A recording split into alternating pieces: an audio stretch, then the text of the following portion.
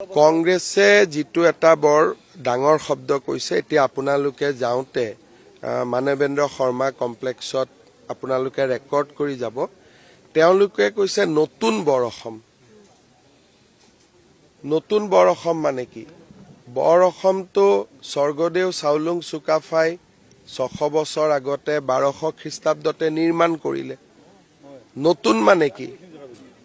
তাৰমানে চাওলুং চুকাফাৰ বৰ অসমখন নহয়। নতুন বৰ অসম মানে কি? যে অবৈধ বাংলাদেশীসকলক সংযোজন কৰি তেওঁলোকে এটা নতুন বৰ অসম নিৰ্মাণ কৰিব খুজিছে। মই আজি ইমান দিনে দেখা নাছিলো। আজি ইয়ালৈকে আহোঁতে ফট কৰি ৱালখনলৈকে মোৰ দেৱাল লিখনটোলৈকে চকু গ'ল আৰু ইমান এটা ডেঞ্জাৰাছ ৱাল লিখন লিখি থৈ দিছে, আপোনালোকৰ কাৰো চকুত পৰা নাই। এইটোৱে ডাঙৰ কথা।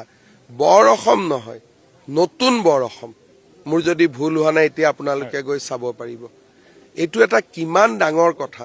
নতুন বৰ অসম মানে কি? যে যিসকল বিদেশী সোমালে, বাংলাদেশী সোমালে, তেওঁলোকক লৈ আজিৰ পৰা বৰ অসম এখন হ'ব। কিন্তু আমাৰ বৰ অসমখন হ'ল ৬০০ বছৰ আগতে স্বৰ্গদেউ চাওলুং চুকাফাই নিৰ্মাণ কৰি থৈ যোৱা বৰ অসম।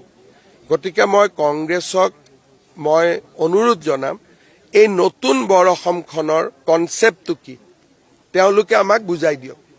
এতিয়া প্ৰথম কথা যে মই আজি মেডাম মেফিৰ দিনটোত ৰাজনৈতিক কথা ক'ব খোজা নাই আৰু বিশেষকৈ ইয়াৰ পৰা মই ক'ব খোজা নাই।